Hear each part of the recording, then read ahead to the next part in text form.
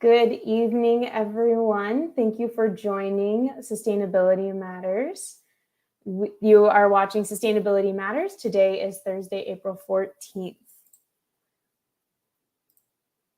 All right. Here we are. Great. Thanks, everyone, for joining this evening. Happy Earth Month. Today is Thursday, April 14th, and you are watching Sustainability Matters. My name is Camille Lang. I'm a resource conservation specialist with the county's Office of Sustainability. Thank you again for joining us. This live stream is also offered in Spanish for those that are interested. Spanish interpretation services are available by calling into the phone number that you can see at the bottom of the screen here. It is 1-877-568-4106, access code 877-394-869. This information is also at the bottom of the screen for your reference. Let us know where in San Mateo County you are tuning in from today. We'd love to welcome you into this space. As you do that, let me introduce myself a little bit more and what we'll be talking about live in our conversation this evening. Welcome again to our monthly installment of Sustainability Matters, where we bring local specialists in the field to discuss crucial sustainability and climate action topics in the context of San Mateo County. In today's Sustainability Matters, we'll be diving deeper into the working lands component of the county's Community Climate Action Plan. There are some truly esteemed guests waiting in the wings to discuss what working lands are and their unique function in combating the climate crisis, along with the resources that are available to you as a San Mateo County resident to participate in the beautiful and powerful working lands we are so lucky to have here. Hello again, my name is Camille Lang, and I'm a resource conservation specialist with San Mateo County's Office of Sustainability. In my role, I work towards amplifying youth voices in climate action through our Youth Climate Ambassador program, as well as the Youth Exploring Sea Level Rise Science program. When I'm not out in the field with students, you'll find me here supporting connections with you all and our programs on our social media channels.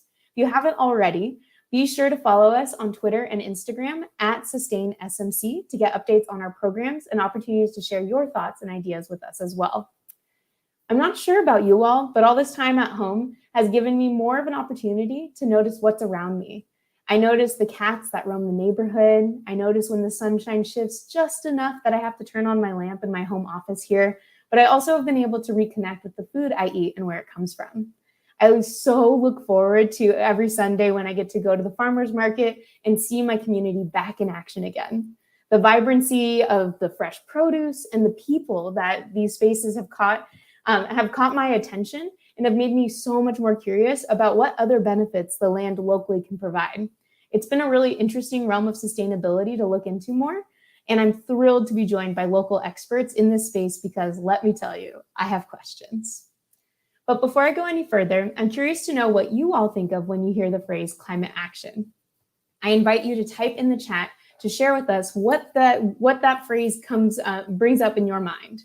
In the Office of Sustainability, when we're talking about climate action, we ground our definition into what will be sustainable now as well as in the future. To achieve this mission, we engage directly with communities to understand their needs and to ensure that we deliver programs that are centered with broad input and equity. We also work across county departments to help them integrate sustainability into their work, and we work extensively with our 20 partner cities as well. Our programs are designed to bring solutions today, but we're also solving for tomorrow, trying to really look ahead here. We have programs that help the county both fight and prepare for climate change. We have programs to help ensure clean energy, water, and air, and that conserve resources for future generations through waste reduction. And we work to create livable communities that have affordable housing near transit that are both bikeable and walkable.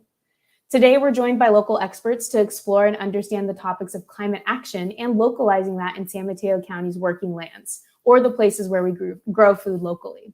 These working lands are a major component of the county's Community Climate Action Plan, or the plan, as you'll hear it referred to today. To learn more about all the programs I just mentioned from the Office of Sustainability, feel free to check us out online at smcsustainability.org. With that, I will get our first guest in the chat here. I'm welcomed by one of my colleagues, Ivana Andrade. Hi, Ivana. How are you doing? Hi, Camille. I'm great. Thank you. Happy to be here, especially because this part of my job has been so gratifying over the last few years, and I'm really excited about it. So I'll go ahead and introduce myself. My name is Ivana Andrade.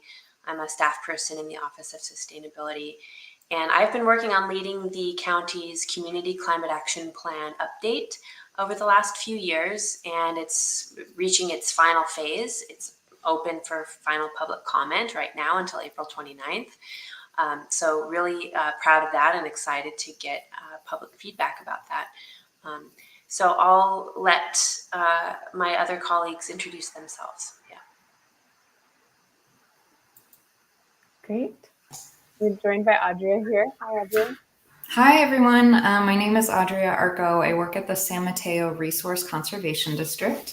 And for those of you that don't know, we've been around in San Mateo County since 1939, helping farmers and ranchers and land managers with voluntary conservation. We provide them with free, non-regulatory, and confidential technical assistance from everything from soil health to fire resiliency and water conservation.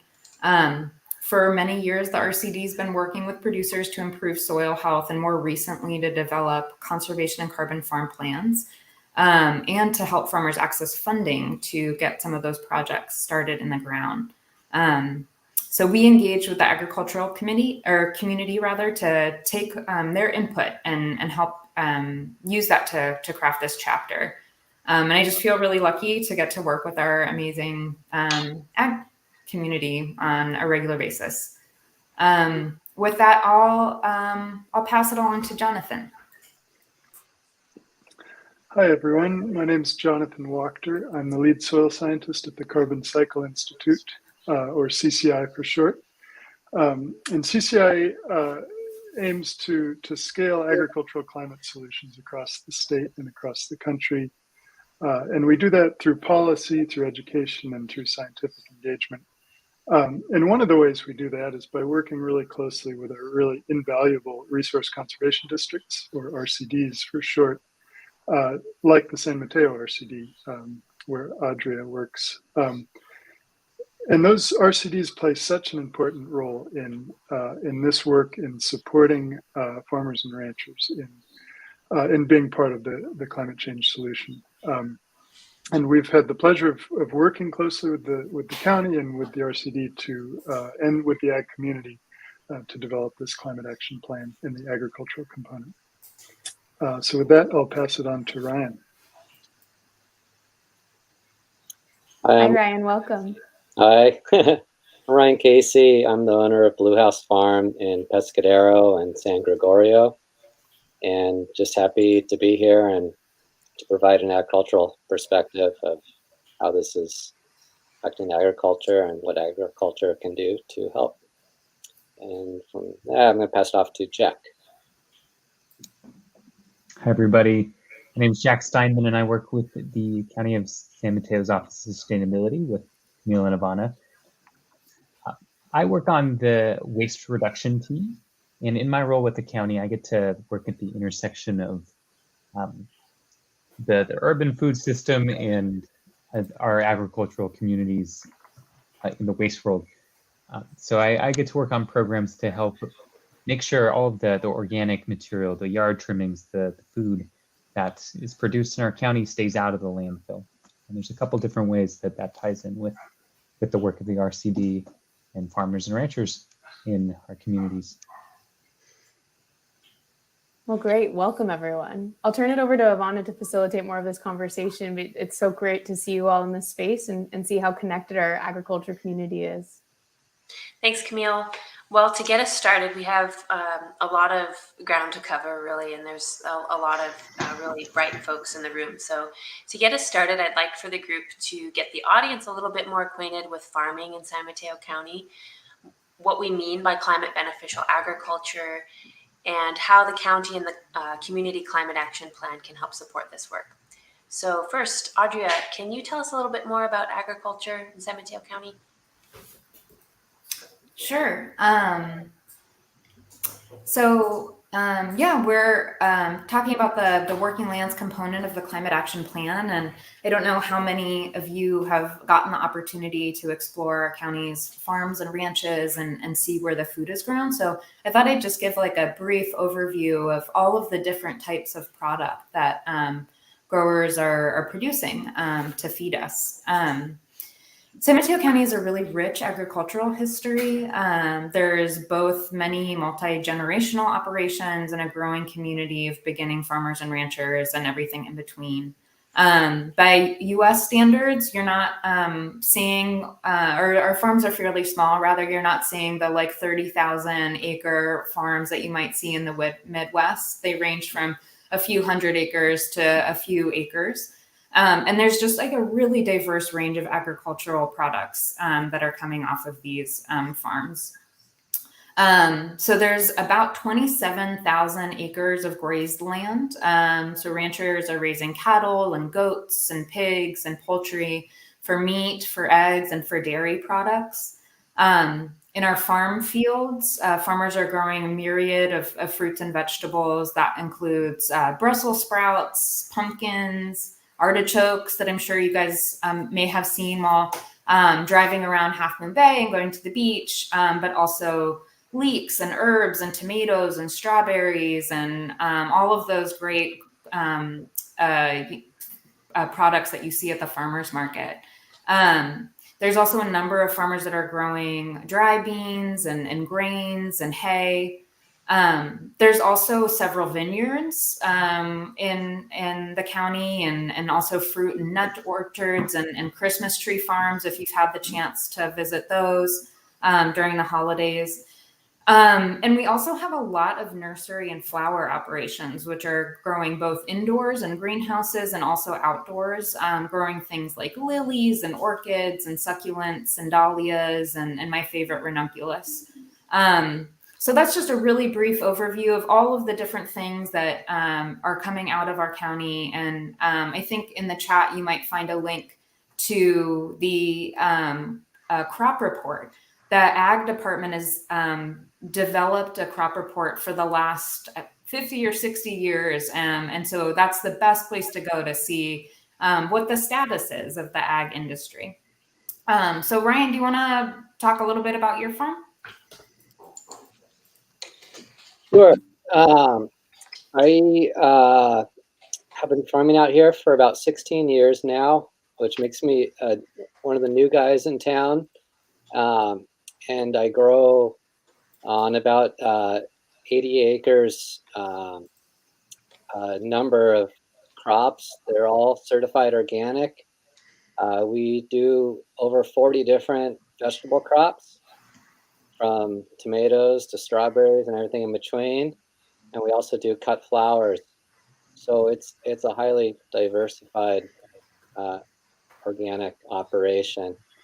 And we sell all of our produce through an equally diverse way. We sell through farmers markets around San Mateo County, Santa Cruz, San Francisco, and the East Bay. And we also sell direct to stores and restaurants and local distributors.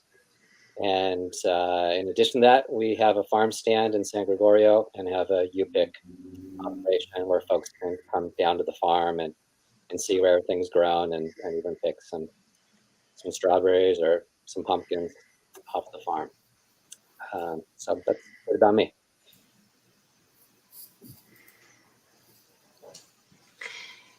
So thank you, Ryan. And I think we could probably go into a little bit more detail about what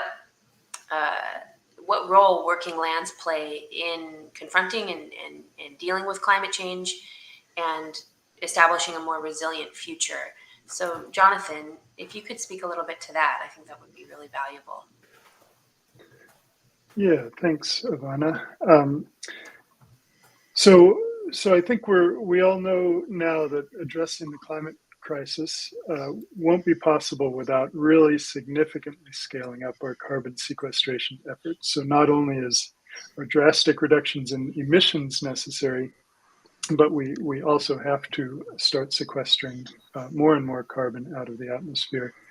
And the latest IPCC reports are just one recent example that are making that really crystal clear, how critical it is to scale up our carbon sequestration efforts. And agriculture is one of our most important strategies to do so. So the state of California considers agriculture to be one of the pillars of its climate action. And federally, we're seeing more and more policies and support for really making the most of agricultural climate solutions. So agriculture is one of our proven ways of sequestering large amounts of carbon for long periods of time.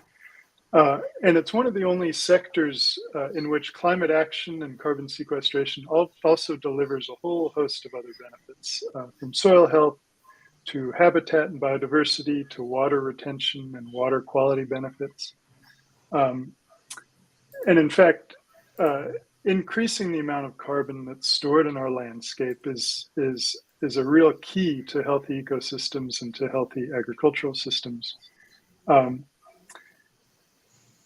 And it's not just about mitigating climate change, but increasing how much carbon is in our landscapes is also really fundamental to helping those landscapes adapt to changing climate and adapt to these increasing climate stressors that we're all experiencing.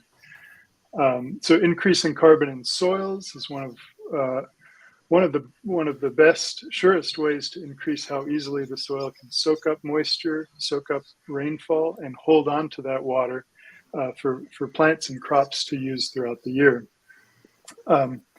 So sequestering carbon is really important in helping our farms and ranches stay productive and stay viable into the future.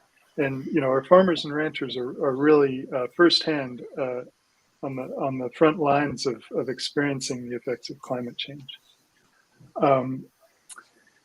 And so I want to help make us a little more familiar with some of the practices that we're talking about in the climate action plan. And so here's a photo of cover crops in a vineyard. So you can see a diversity of cover crop species between the vine rows, and this keeps the soil covered, which helps sequester carbon in the soil. It also increases the diversity in the field quite a bit, provides pollinator resources, and increases biodiversity. So the next photo I wanted to show is an example of a practice called hedgerows. And hedgerows are, here it's a hedgerow that's planted between crop fields, and hedgerows are usually a diverse mixture of perennial plant species that are planted with the goal of sequestering carbon in the woody biomass and in the roots, but also with the goal of increasing diversity, providing pollinator resources, providing wildlife habitat, etc. So another example I wanted to show is a practice that we call prescribed grazing. Or another way to say it is it's the practice of intentional grazing management that's aimed at stimulating the growth of grasses, stimulating how much the grass grows throughout the year. So grasslands co-evolved with grazing pressure, so that the act of grazing actually helps when you really manage it carefully. The act of grazing helps grow more grass and therefore more roots and putting more carbon into the soil. And so by increasing the amount of carbon in the soil, we're improving soil health. We're improving, like I mentioned before, how well it can soak up and hold on to water. And there's a whole host of other wildlife benefits as well. From bird habitat is a huge component of well-managed grazelands. So those are just a few examples. And to wrap up, I wanted to show a couple of photos that show what a big role that carbon plays in a healthy and productive landscape. So this is a photo of a ranch in the Bay Area with a history of heavy grazing. You can see that the creekway in the middle there has very little vegetation in it. You can see that the soil has very little plant matter covering it. You can see that there's been compaction, that this landscape would not soak up rainfall very effectively. And so I want to show a photo of about 15 years later. You can see this is the same site. You can see the buildings in the background for reference and the creek running down the middle. And this has been the effect of real intentional management, grassland management, habitat management, creek management to sequester carbon in the landscape. And you can see all of the many co-benefits that come along with that increased carbon in the landscape, from grassland health to creek habitat, to improved water, how much water is held by the landscape, and improved water quality, and many other benefits. So I just wanted to give a little bit of some visuals to help us picture what sorts of practices we're talking about, and just how valuable carbon is in the landscape. Thank you, Jonathan. That's really, those pictures really demonstrate really well what you're trying to say. Was there something else you wanted to add to that? Nope, I just wanted to pass it along. Thanks. Great. Yeah. Go ahead, Ryan. Sure. Jonathan actually covered a lot of the practices that I was about to go into that we do on our farm. I approach the way I farm from a very soil-centered way, and I'm a big believer that if you treat your soil well, if you feed your soil, that the plants that grow in it are going to be happier, healthier. They're going to be more nutritious. They're going to have fewer pests and disease problems. And in my experience, that's proven true. So there are a number of things that we do. We provide quite a bit of compost to our soil. We bring in a lot of compost. That compost adds a lot of soil organic matter into our soil, which is just decomposed plant and animal matter. And that compost acts as little sponges in the soil that really helps to retain moisture in the soil. It's also really good at creating a soil structure that is less prone to erosion. And it also has the added benefit of having a lot of nutrients in it and tends to increase production.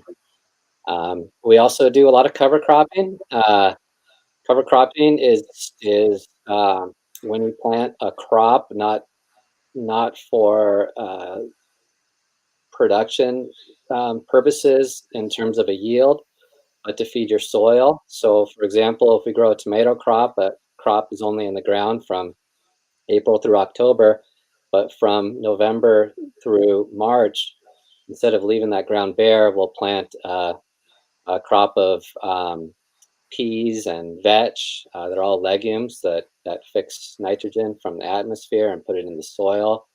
Sometimes we'll plant oats or ryegrass, a number of different crops that we will grow through the winter, and it protects the soil from rain and erosion. It grabs nutrients from your soil and it keeps it in the plant. And then in the spring, we'll turn it back down and we'll put it back into the soil so that it will feed the future crop.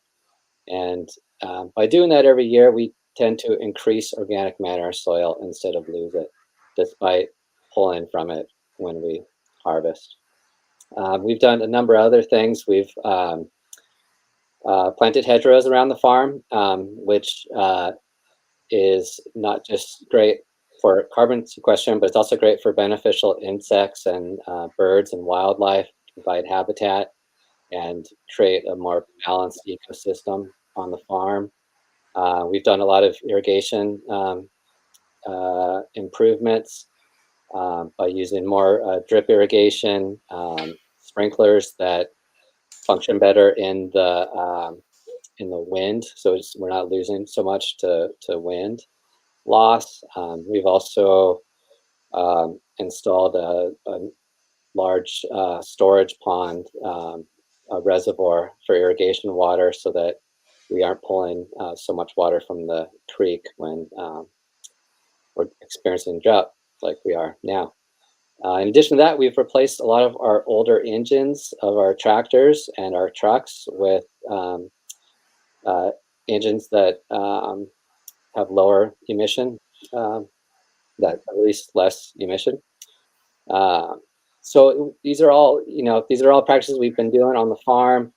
In general, we invest a lot in our soil, and I found that that is also just a great investment for the future, not just in the crops, but and just being able to be more resilient to this changing climate that we're in. That's great, Ryan. Thank you for going into that detail.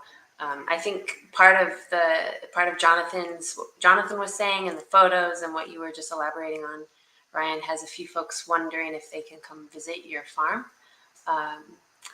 I know that folks can buy produce from Blue House Farm at farmers markets around the Bay Area, but maybe you could speak to whether folks can come visit you. Sure, I was going to say that at the end, but yeah, we are open on the weekends. Yeah, we have a website. I'll give a little plug at the end. Yeah, and I know that you mentioned you have a U-Pick operation too, so maybe folks can look into that. So the last piece that I wanted to tie together, Audrey and Jonathan and Ryan have given us this overview of what climate beneficial agriculture is, how it looks in San Mateo County. And what I'd like to tie together is what San Mateo County is doing to support and incentivize these kinds of things from now on. And part of that is in something that we've been calling the Community Climate Action Plan. And part of that plan is a working lands component, meaning it's a chapter in the plan, and it lays out specific measures or actions that the county is pursuing or will adopt soon as part of its plan to support and incentivize climate beneficial ag. So that means that it's not regulatory, but more supportive. There's nothing mandatory about what the plan is setting out. We're basically looking at ways to support what the Resource Conservation District has already been doing and leading the way in doing in planning out carbon sequestration plans, or carbon farming plans, and supporting farmers and ranchers like Ryan to do more of what they're already interested in doing. So there are a number of barriers that exist that make doing this kind of work difficult. It's expensive. And so that's partly what the Climate Action Plan and the Working Lands component endeavors to do, is to support and enable this work to happen and to scale it up. And now we have more of the policy analysis and some of the technical analysis to back that up.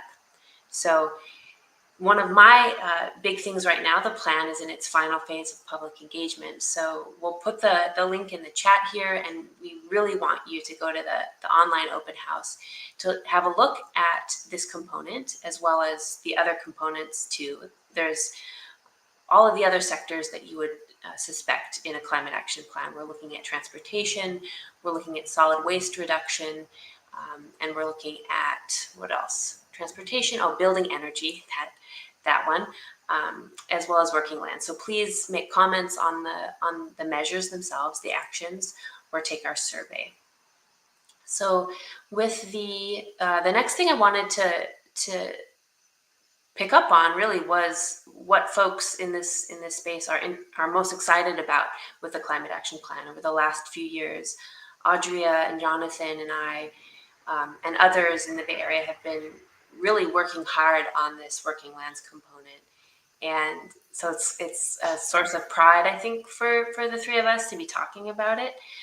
So Audrey, what are you most excited about with the Climate Action Plan? Yeah, well, I'll just start by saying it was a really enjoyable project to tie all the work that producers are doing locally into a policy context, which previously didn't exist. And I think what I'm most excited about is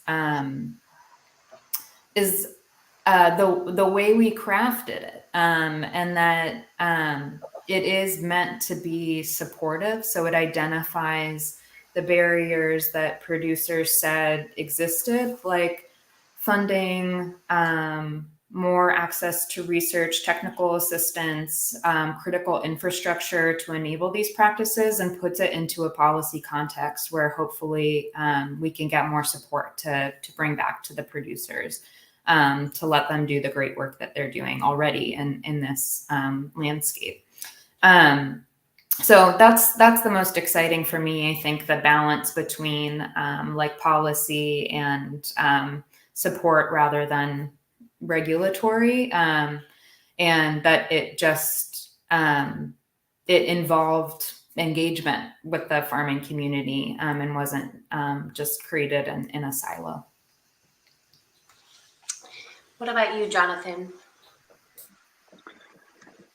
Yeah, well, a couple of things come to mind. One is that we all together had the chance to really look at what the full breadth of agricultural climate solutions are in the county, and having that opportunity to look at what the full potential is, and then through engagement with the ag community and other local agricultural organizations. Then start to think about, okay, what are ambitious but realistic goals, along these timelines. So I think that was really valuable. And the other thing, to kind of build off of what Audrey was saying, was having the opportunity to see all of these opportunities, but then to be able to step back and to really identify what all of the different pieces are that are needed, both so infrastructure needs, technical assistance needs, implementation funding needs. So to look at the entire picture and the entire system, which is a complex system, and be able to very strategically identify what we need to accomplish these goals. And I think it's been a very illuminating and very effective process. I think also to add to that, I think we're supposed to mention that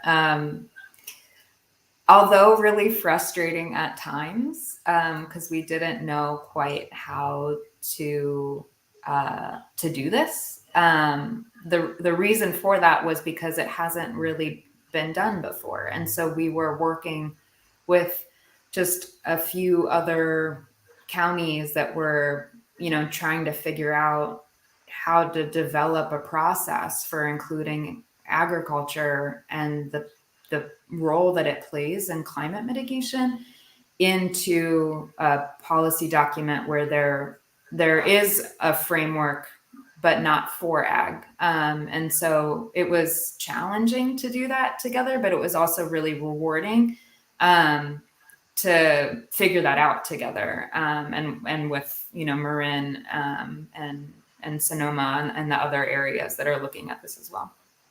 Yeah, thanks for adding that, Audrey. For me, this has been one of the most fulfilling aspects of my job in recent years because of the co-learning that we did, and the RCD, and Audrey in particular has really good connections with producers in San Mateo County. And so we really relied on the strength of those relationships with folks like Ryan, who were willing to spend time talking to Audrey, walking through some of our modeling results and giving really specific and targeted feedback.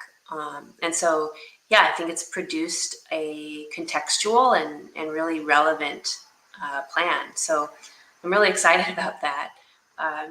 So, one of the things I wanted to ask is about what makes farming in San Mateo County special or unique. One of the things that I learned when I first started working at the county about 6 years ago is I took a class actually at the encouragement of Kellex, the executive director at the RCD.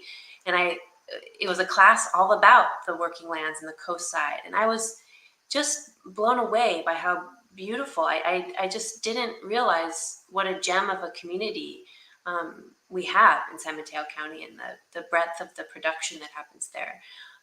So Ryan, what do you like best about farming in San Mateo County, and why is it special? Yeah, I was initially drawn to San Mateo County for a number of reasons. One is it's just beautiful out here on the coast. It's just gorgeous, and the farms and ranches that make up this space is part of what keeps it so beautiful.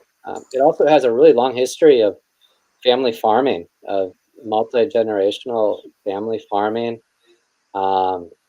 That's not corporate farming. It's family farming, and the the farmers and the farm workers and all the people that work for agriculture on the coast, they take a lot of pride in their work out here and a lot of pride in keeping agriculture alive. So I appreciate the passion that everyone has out here for agriculture. I appreciate that it is still a substantial part of the local economy. It's not based on tourism or some other thing, but we're still an agricultural community out here. So, and then in addition to that, it is great farmland. It has really moderate climate that you can grow a high diversity of crops in. And we are really fortunate to be very close to markets with San Francisco and San Mateo and Silicon Valley and Santa Cruz on all sides of us. We're just in a great place to be farming. In some of our preparatory meetings, Jack was talking about how he had a kale salad from Blue House Farm today. So it's a case in point. And I wanted to build off of what you were just saying, Ryan, about, we're talking about climate change. The Community Climate Action Plan is about reducing the greenhouse gas emissions that come from unincorporated communities, land in unincorporated San Mateo County. And so we're really, the overarching theme here is climate change, how we reduce these emissions and how we prepare for the future. So how does climate change affect you and your operations, Ryan? How are you adapting, and what do you need to adapt? Yeah, so what we're seeing is more temperature extremes. We're seeing, really weird, hot, really warm days and times of the year that used to not get that warm, and we're seeing colder colds. We're seeing same extremes with rainfall, where rainfall used to be more steady, from December through March. Instead, we're seeing, really weird years like this year where we got the bulk of our rain in late October and November, and then it's been pretty much dry since. So the rainfall has been really not very predictable, and generally it's been more intense, followed by longer dry periods, and that affects yields. That affects what farmers are able to produce, because rainfall or lack of rain, that all disturbs our planting and field preparation. It can create disease problems and weed problems and nutrient problems and a long list of things that ultimately affect what we're able to produce and we're able to sell. So some of the things I've been doing is I have a really diverse crop plan. I grow a lot of different crops, and that helps cover losses. So I'm not going all in on one or two different crops, but I have a number of crops. So if one fails, I have 39 others to lean on. And I also have marketing channels, sales channels that are just as diverse. So if one year I have bumper crop of one thing, and I have a number of different places where I can reach out to try and sell that, and I'm not just leaning on one sales channel. In terms of water, I mentioned earlier, we installed a large reservoir to capture water during the wet months and store it for the dry months and use that for irrigation. We're doing a lot of stuff I mentioned before, compost to improve soil quality so we can hold moisture better, irrigation efficiencies so that the precious water that we have is going where we want it, when we want it. There are a number of practices we use and equipment in the field to create a deep soil profile that is nice and soft and fluffy so that roots can go deep and access water deeper in the soil. And we don't have what's called a hard pan 8 to 10 inches deep because of heavy equipment and repetitive use at the same depth over and over again. But we're breaking up that hard pan and letting our crops go deeper and access more nutrients and water. I've been replacing equipment with more efficient equipment that requires less tillage in the ground. Repetitive tillage tends to be disruptive to a whole number of soil microorganisms. So I'm trying to do more work with less passes of the tractor through the field. And the way that those pieces of equipment are moving the soil around are less destructive.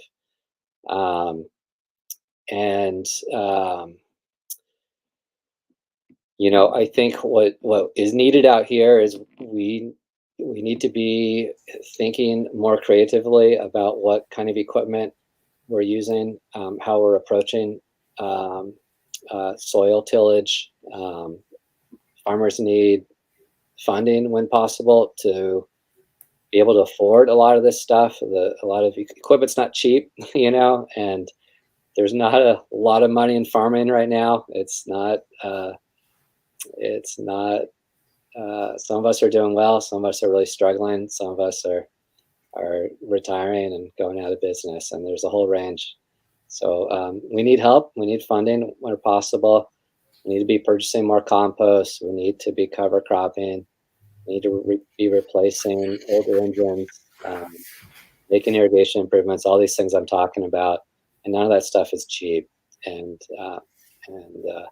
then in addition to that, there really needs to also just be more research and understanding soil. I think soil is greatly misunderstood. There's a lot of life down there under our feet that no one really knows about. I think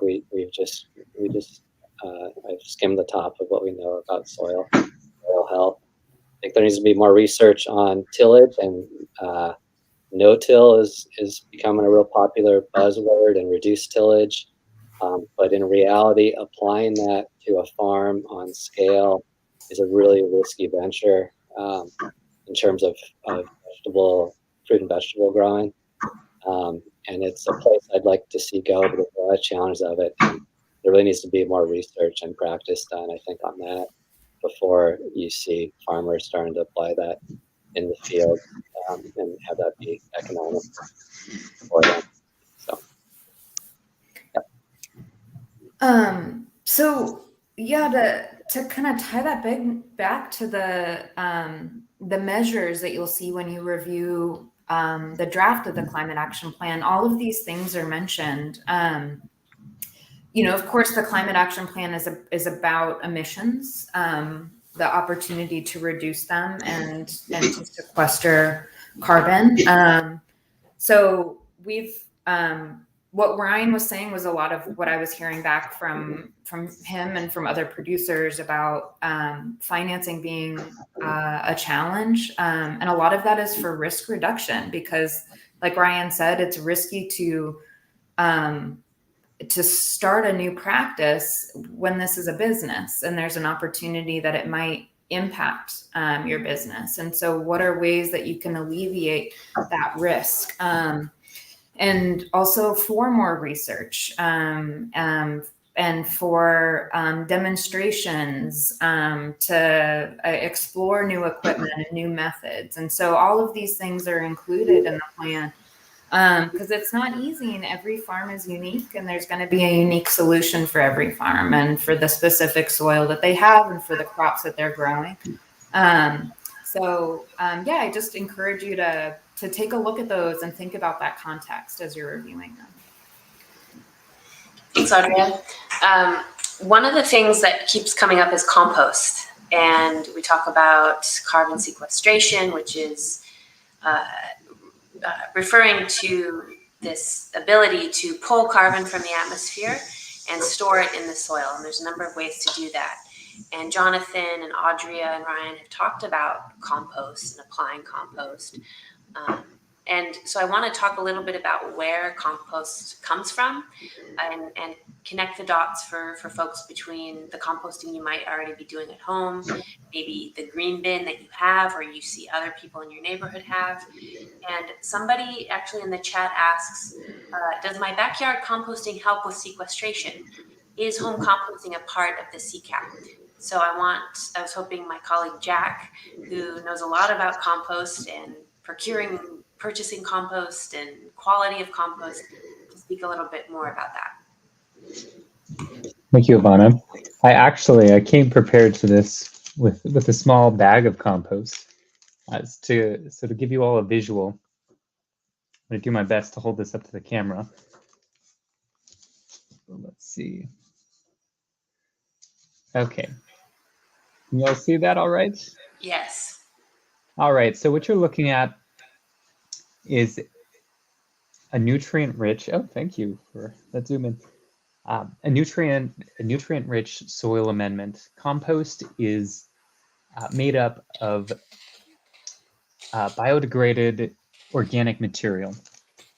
So that's going to be things like yard trimmings, food scraps, or paper products. So compost, California has a huge composting industry. There are small-scale farm composting operations on farms throughout San Mateo County. And then there's larger industrial-scale composting facilities all around the Bay Area that take all of the food scraps and yard trimmings that you might be putting in your green bin at home, and they turn that into compost. And then, of course, there's also, I think someone in the chat mentioned their backyard composting. If you're doing that in your backyard, you're part of this composting system as well. So compost, sorry, it gets a little dirty. But compost is an amazing ingredient to this system that sequesters carbon dioxide out of the atmosphere. And we're all connected to that composting system if you live in a Bay Area city. In California, every city across the state has to set up an organics diversion program. So that means your food scraps at home need to be made into compost. And then that compost eventually makes its way to farms and ranches to be used in these climate-friendly agriculture practices. Every time you get your banana peel, you throw it in the green bin, you are part of the system, you're supporting it. And one of the best things that anyone can do to make sure this is a healthy process for our farms and our the lands that receive this compost is make sure that no contamination goes in that green bin. If you have plastic, glass, or metal, when it goes into that bin, it could eventually make its way onto a farm, and we want to avoid that at all costs. So keep that in mind when you're learning about your local organics diversion program.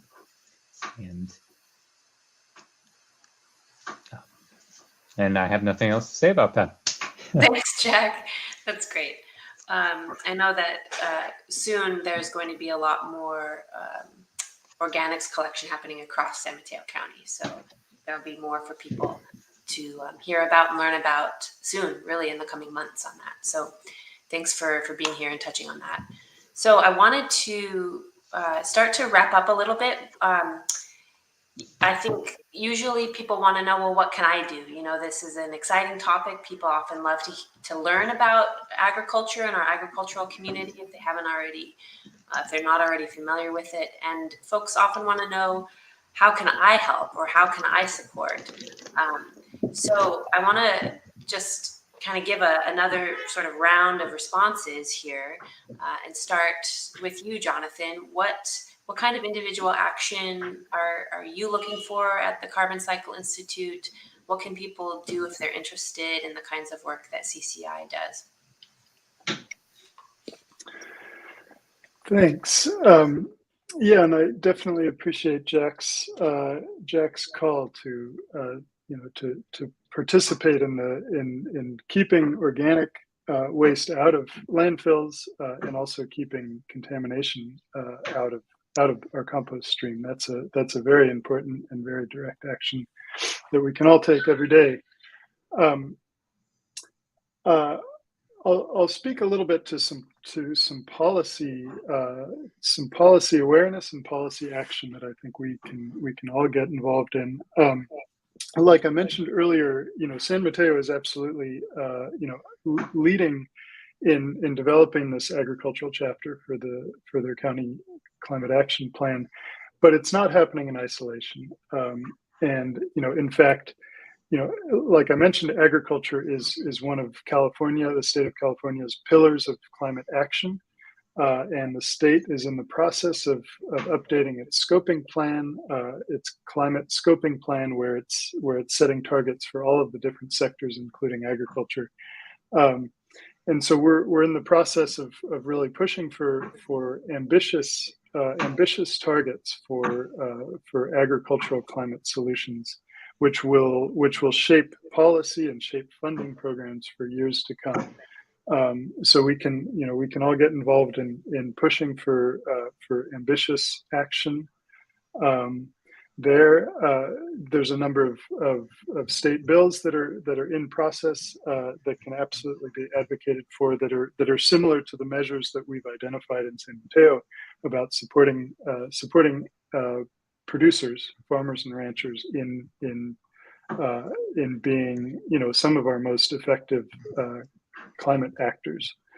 And also on the federal stage, there's a number of bills and really big policies that are coming through the pipes that are supporting agricultural climate solutions. So I'd encourage anyone that's interested to get involved, not only in the everyday actions, but going up the policy chain. And getting involved up the policy chain, as Jonathan mentioned, really can have an impact. So it might seem like a big sort of apparatus, but there's often a lot of room for involvement in these processes. So definitely encourage you to do that. Did you have something else, Jonathan? I'll add just one thing. When I mentioned the state scoping plan, where they're essentially doing sort of a climate action plan on the state level, and the act of developing this local county scale climate action plan is really a powerful way for the county of San Mateo to demonstrate to the state that this is the level of ambition that's grounded in the agricultural community and the agricultural organizations in San Mateo, to demonstrate that to the state just how much can be done on the county level, and to really push the state to raise its ambitions and raise its targets in supporting agriculture as a climate solution. Thanks, Jonathan. Ryan, I know we touched on this at the beginning, but how can folks support your farm? Where can they find your produce? Tell us how folks can get involved with Blue House Farm. Yeah, you could. I invite people to the farm. We're open almost every weekend. In San Gregorio, we have a farm stand, and seasonally we run you pick strawberry and pumpkins. So come visit us there.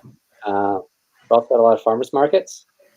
And in general, you know, in terms of like what people can do to support agriculture in San Mateo County and support climate-friendly farming, we're really lucky to have a real thriving farmers market scene out here. So, you know, you all can go out there and talk direct to the farmers, and that's kind of a perfect place to go do that. So go and ask questions, ask if they're composting, ask if they cover crop.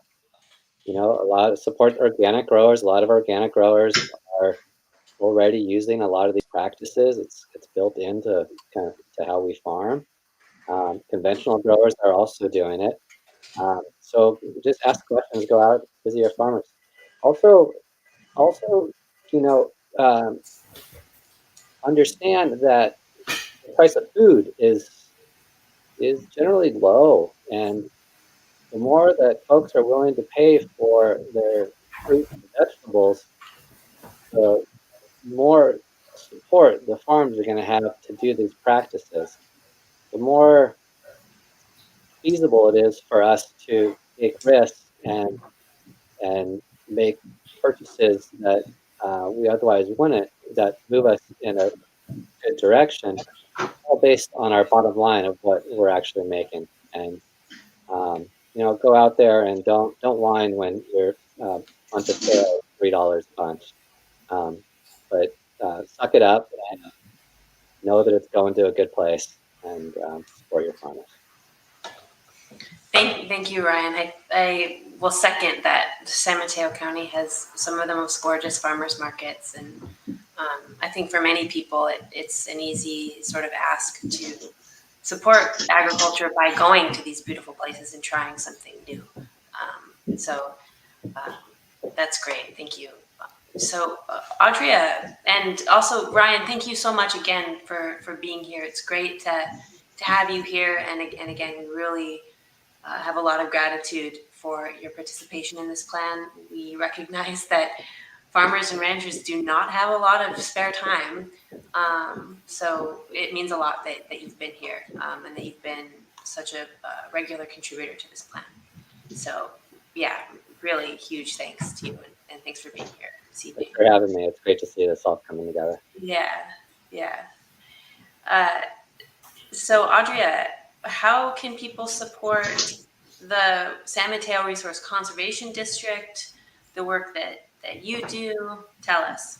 Yeah, well, I just want to, I guess, piggyback on what's already been said. I think there's a lot of opportunities to get involved. I, have the benefit of presenting on climate beneficial agriculture to the general public with, somewhat regular frequency. And it's so cool how excited people get. And people always are interested in learning what they can do. And so I think that there's just endless opportunities to do research on your own.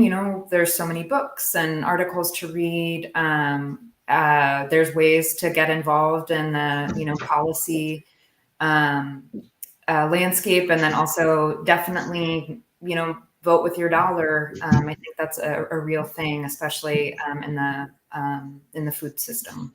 So if you want to learn more about the Resource Conservation District, you can visit our website, which is sanmataorcd.org. And maybe it can be put in the chat as well. Thank you, Audrey. And I have to say that folks, if you're not already familiar with the RCD, please just have a look at their website and follow them on social media. We are blessed in San Mateo County to have such a amazing RCD. Audrey has been an incredible colleague and collaborator. This working men's component would not be possible without Audrey. And the RCD and the leadership that Kellex has given to the RCD. So really huge props to the resource that you all are, and also just to the working relationship that has been developing between the Office of Sustainability and me and Audrey. So yeah, big gratefulness, big gratitude for you too, Audrey. So last but definitely not least, Jack, tell us what kinds of individual action are you looking for beyond the climate action plan with composting?